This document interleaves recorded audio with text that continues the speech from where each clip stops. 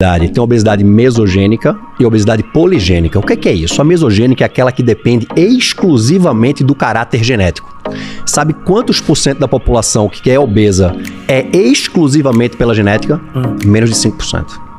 Eu posso Quais são? Não, total, você pode estar nesses 5. Qual é o tipo de obesidade? Que é a poligênica, é aquela que vem a genética, o ambiente e os comportamentos. Pelo que você está me dizendo, você não tem a mesogênica. Porque você consegue emagrecer quando você quer.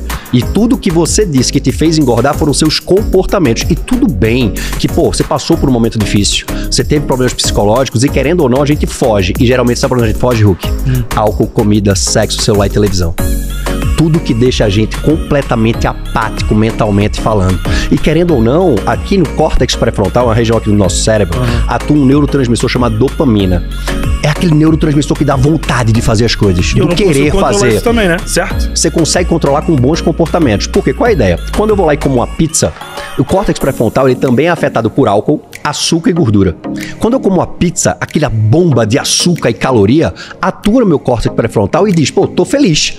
Então eu crio uma ilusão de que aquilo ali tá me dando um conforto e de fato tá naquele momento. Mas a médio e longo prazo vai virar como uma droga. Você vai precisar de cada vez mais. Eu tenho certeza que quando você E não é uma escolha minha acontecer isso. É por isso que segundo não é uma escolha. Qual é a ideia? A partir de agora, você não tinha essa informação, concorda? A partir de agora você sabe que é uma escolha. Você pode não comer. Mas por mais difícil que seja. Mas aí eu vou ter que fazer um tratamento psicológico. E é uma escolha sua fazer ou não? Não, sim, mas, então, mas isso eu tenho condição? Então não é uma escolha mas veja, você pode não ter o melhor psiquiatra. Mas